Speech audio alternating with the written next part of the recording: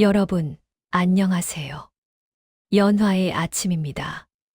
오늘은 가족의 업보와 인연에 대한 깊은 걱정을 담은 사연을 소개해드립니다. 사연을 읽기 전에 잠시 구독과 좋아요를 눌러주시면 큰 힘이 됩니다. 영상을 이어서 들으시죠. 저는 오랜 시간 가슴속에 묵혀둔 한 가지 걱정이 있습니다. 누구에게 쉽게 털어놓기 어려운 이야기라 이렇게 조심스럽게 글로 남겨봅니다.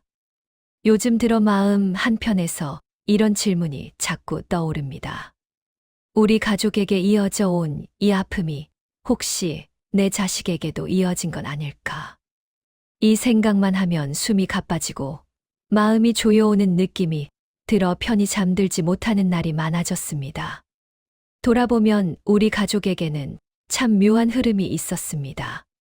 좋은 일이 들어오면 오래 머물지 못하고 되는 듯 하다가 마지막에 갑자기 무너져 버리는 일들이 대대로 반복되어 왔습니다. 기대와 희망이 생기면 그만큼 큰 좌절이 뒤따르는 삶이었고 작은 행복을 얻는 순간에도 금세 잃어버리곤 했습니다. 저 역시 그런 흐름 속에서 살아온 사람입니다. 열심히 노력해도 마지막 한 걸음에서 뜻하지 않은 변수가 생기고 소중한 인연도 조금만 가까워지면 멀어지고 마치 눈에 보이지 않는 힘이 어딘가에서 제 길을 막는 듯한 순간들이 많았습니다. 그런데 가장 가슴 아픈 건 제 자식이 또 비슷한 흐름을 겪고 있다는 사실입니다. 저는 아이가 세상 누구보다 성실한 사람이라는 걸 잘 알고 있습니다. 어릴 때부터 남들보다 훨씬 책임감 있게 행동했고 어떤 일이든 정성을 다해 이 많은 성품을 가지고 있었습니다. 하지만 그 아이의 삶에서도 중요한 순간마다 기회가 모래처럼 손가락 사이로 빠져나가 버립니다.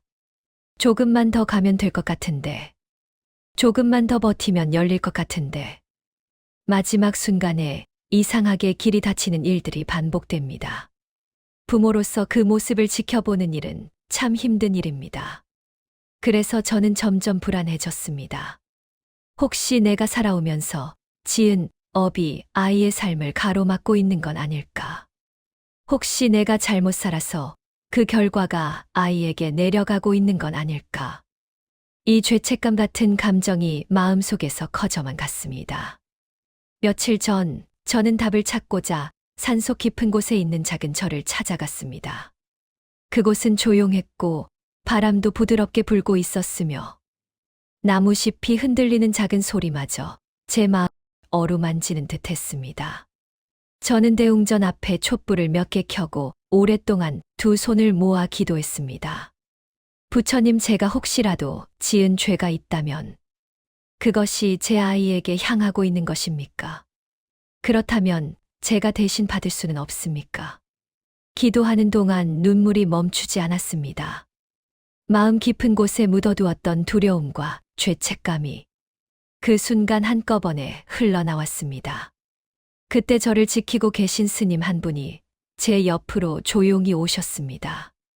스님은 아무 말도 하지 않고 제가 마음을 가라앉힐 때까지 그저 곁에서 함께 숨을 고르듯 앉아 계셨습니다.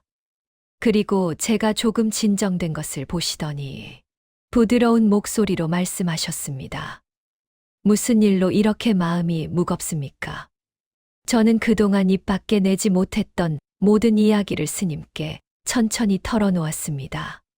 가족에게 반복되어 온 흐름, 아이의 힘든 순간들, 그리고 제가 품고 있는 죄책감까지 솔직하게 말씀드렸습니다. 스님은 단 한 번도 제 말을 끊지 않고 처음부터 끝까지 깊이 귀 기울여 들으셨습니다. 이야기를 들은 후 스님은 잠시 눈을 감고 계시다가 아주 단정한 목소리로 말씀하셨습니다. 업보는 자식에게 전해지는 것이 아닙니다. 그 한마디가 제 마음을 흔들었습니다. 스님은 이어서 천천히 설명하셨습니다. 부모가 겪는 업과 자식이 겪는 업이 마치 이어진 것처럼 보일 때가 있습니다. 그러나 그것은 전달되는 것이 아니라 만나는 것입니다. 비슷한 업을 가진 영혼들이 서로 이끌려 가족이라는 인연으로 다시 만나는 것입니다. 저는 그 말이 낯설었지만 이상하게 마음이 조금씩 풀리는 느낌이 들었습니다. 스님은 제 표정을 보고 다시 설명해 주셨습니다. 누군가가 업을 넘겨주는 것이 아닙니다. 그저 인연이 깊은 영혼들이 이번 생에서 함께 만나 풀지 못한 감정과 깨달음을 다시 배우고자 하는 것입니다. 그 순간 오랫동안 마음을 짓눌러 왔던 무거운 죄책감이 조금은 풀리는 것 같았습니다. 스님은 마지막으로 제 손등을 살짝 잡으며 말했습니다. 어른 한 사람이 멈추면 그 자리에서 그 집안의 괴로움은 끊어집니다. 어르신이 지금 이 마음으로 기도하는 것. 그것이 이미 아이의 길을 밝히고 있는 것입니다.